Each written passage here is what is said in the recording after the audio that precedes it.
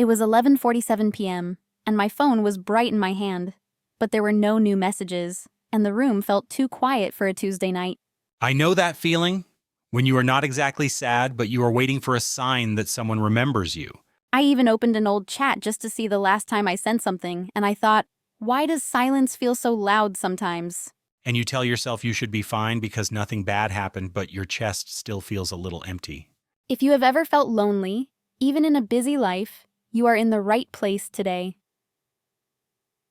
Welcome back to English Podcast Hub, where we practice real English for real moments, and we keep it simple, warm, and honest.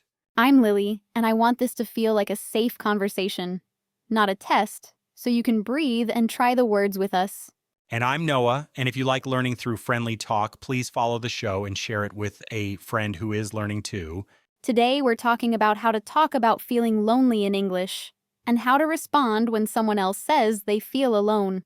We will practice sentences you can use at home, at work, or at school, and we will practice the kind reply you can give back. Here is the promise we will keep. By the end, you will know one sentence that makes people feel understood when they are lonely. It is simple, but it changes the whole conversation. And we will start gently because loneliness is not a weakness. It is a signal that you want connection and you deserve that. Let's begin with a small step, the kind of sentence you can say without sounding dramatic, just honest and human. And if you are listening alone right now, remember this, you are still with us and we are going to practice together. Before we talk about words and sentences, I want to ask you something simple, Lily. When was the last time you felt lonely but you didn't tell anyone? Honestly, it was not a big dramatic moment. It was a normal day. I went to work, talked to people, smiled, and everything looked fine from the outside. That kind of loneliness is quiet, and it often hides behind a busy schedule. Yes, exactly. When I got home, I realized I hadn't really connected with anyone all day. I talked, but I didn't share. And that's an important difference. Talking is not the same as feeling connected. When I first tried to explain that feeling in English, I only knew one word, lonely, and it felt too strong, almost uncomfortable to say. Many learners feel that way. They think saying, I feel lonely sounds too heavy, too emotional, or even embarrassing. So instead, they say nothing, or they say, I'm fine, even when that is not true. Let's slow down here because this is where English can help, not hurt. You don't always need big words, to be honest. Sometimes, a soft sentence is safer, especially when you are talking to a friend, a coworker, or someone you don't know very well. For example, instead of saying, I feel lonely, you can say, I've been feeling a bit disconnected lately. That sentence feels gentler. It doesn't ask for pity. It just shares your experience. Listen to how it sounds again slowly. I've been feeling a bit disconnected lately. When I say that, it feels like opening a door just a little, not pushing it wide open. And that is often enough for the other person to step closer. Another sentence I like is, I don't know why, but I've been feeling a little alone.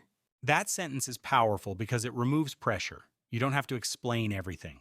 Yes, it tells the truth without demanding a solution. Now, if you're listening, you can pause and repeat one of these sentences quietly to yourself. There is no rush. Learning to talk about loneliness is not about perfect grammar. It's about choosing words that feel safe in your mouth. And once you can say it, even softly, something changes inside you. You stop carrying the feeling alone. In the next part, we're going to practice how someone can respond when you share this feeling, because the reply matters just as much as the words. And if you've ever worried about saying the wrong thing, stay with us. We'll make it simple and kind. Now let's imagine something very real. You finally say one of those sentences to someone, and there is a small pause. That pause can feel scary. Because in that moment, you are waiting to see if they understand you or if they change the subject. Exactly. And this is why knowing how to respond to loneliness in English is just as important as knowing how to express it. Many learners worry they will say the wrong thing or something too simple, so they say nothing at all. But silence can feel very heavy for the person who just opened up. So let's start with the most important rule. You do not need to fix the problem. You only need to acknowledge the feeling. One of the safest and most natural responses is, that sounds really hard. This sentence does not judge. It does not offer advice. It simply says, I hear you. Let's say it again, slowly, together. That sounds really hard. Another gentle response is, I'm really sorry you're feeling that way. When someone says that to me, I feel less strange, like my emotions make sense. And that is the goal.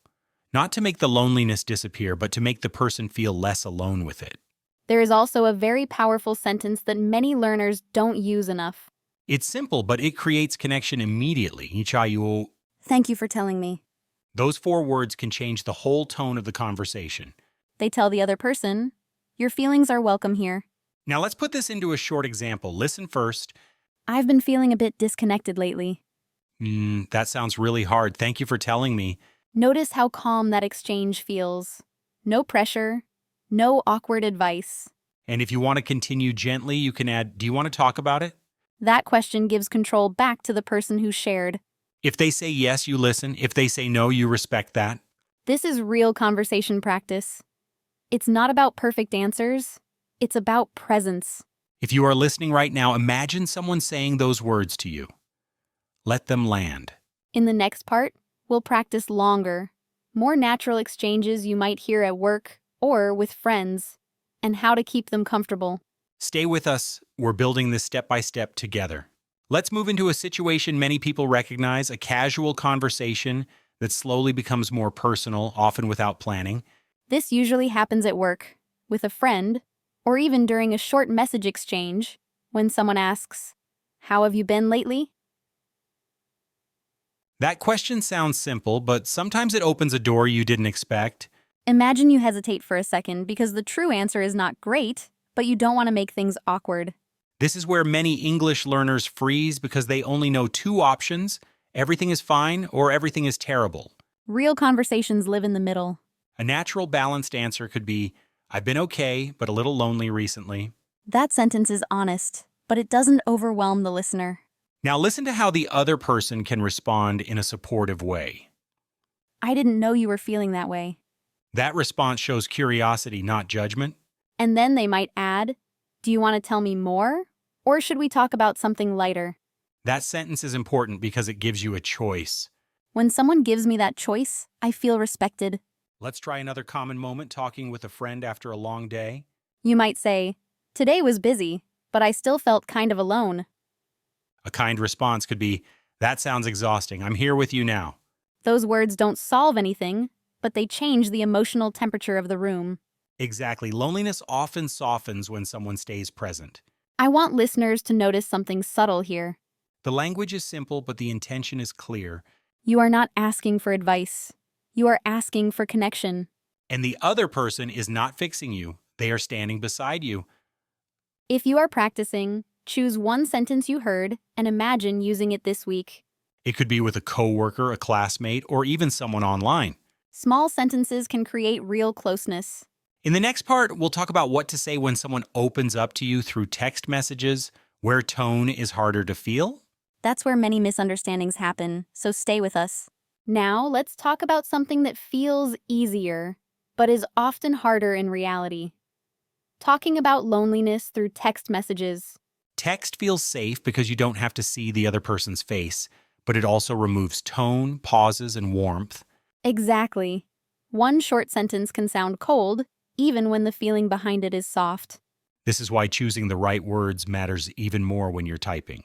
Imagine you're texting a friend and they ask, "How are you really doing?" You want to be honest, but you don't want to worry them or start a heavy conversation. A gentle text could be, "I'm okay, just feeling a bit alone lately." That sentence is clear but not dramatic. Another option is, "Nothing is wrong exactly, but I've been feeling kind of disconnected." When someone sends you a message like that, your response can make a big difference. One mistake people make is replying too quickly with advice.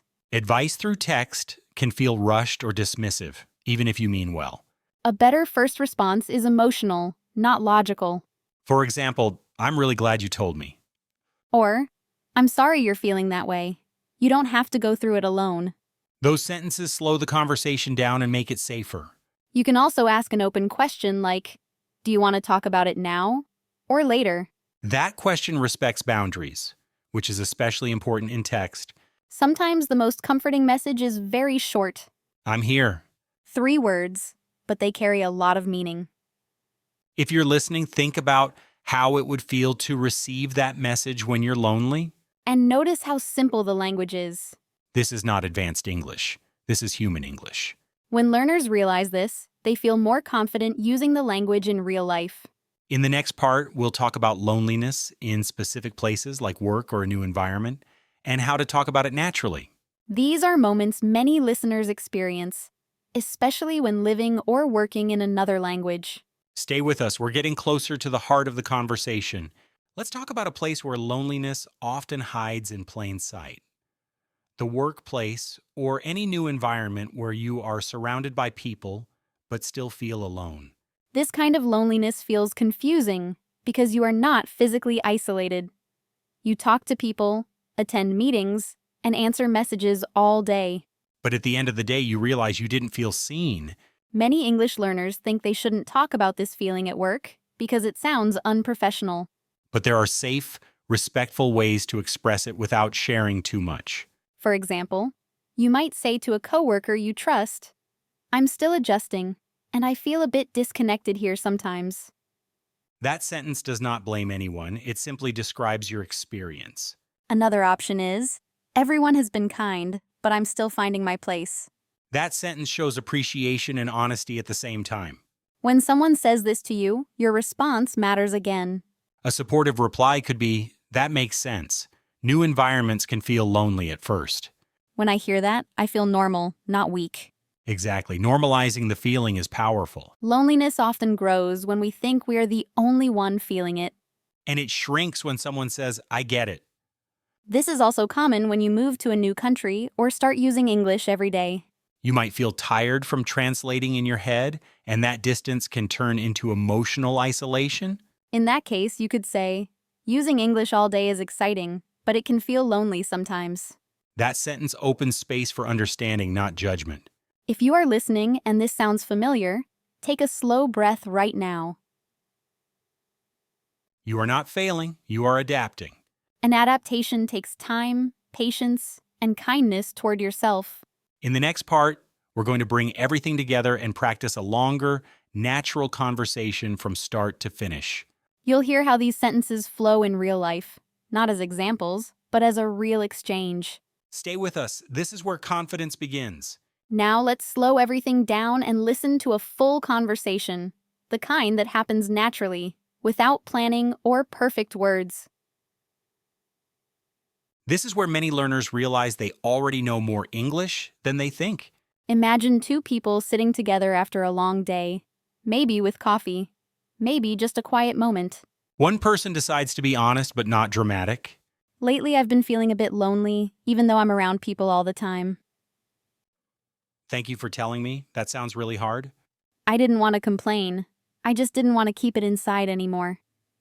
That makes sense. You don't have to go through it alone. Notice what is not happening here. No advice, no fixing, no pressure to feel better immediately. Just 2 people staying in the moment together. That is real communication, and that is the heart of this episode. When you talk about loneliness in this way, you are not asking someone to rescue you. You are inviting them to understand you. And when someone responds with care, something shifts inside. The feeling may still be there, but it becomes lighter, more manageable. I want listeners to remember one important thing. Loneliness does not mean you are doing life wrong. It often means you are ready for deeper connection. And learning how to talk about it in English is a skill, not a personality trait. Skills can be practiced. If you take only one sentence from today, let it be this one. I've been feeling a bit disconnected lately. It is gentle, honest, and human. And if someone says that to you, remember this reply. Thank you for telling me. I'm here. Those words build trust. In the final part, we'll close this conversation together and leave you with something calm to carry into your day or night. Stay with us for just a little longer. As we come to the end of this conversation, I want you to notice how you feel right now. Not rushed, not tested, just present. That feeling matters because learning English is not only about adding words to your mind, it's about creating space for yourself. Today we didn't try to sound smart or advanced. We tried to sound real. We talked about loneliness, not as a problem to solve, but as a feeling that wants to be heard. And we practiced how to talk about it gently, in a way that feels safe for you and for the other person. If you remember nothing else, remember this, and you do not need perfect English to express real emotions. Simple sentences, said with honesty, are enough to create connection. Tonight or sometime this week, you might feel that quiet loneliness again. When it happens, try one sentence we practiced. Say it out loud, or even just think it. I've been feeling a bit disconnected lately. And imagine someone replying, calmly and kindly, "Thank you for telling me." Even imagining that response can soften the feeling. Because the opposite of loneliness is not noise or distraction. It is being understood. If this episode helped you, even a little, take that as a sign. You are learning more than English. You are learning how to be present with yourself and with others. Thank you for spending this time with us. And thank you for trusting us with a topic that can feel very personal. If you'd like more conversations like this, please follow English Podcast Hub. And share this episode with someone who might need these words today. Until next time, take care of yourself and speak gently, both in English and in life. We'll talk again soon.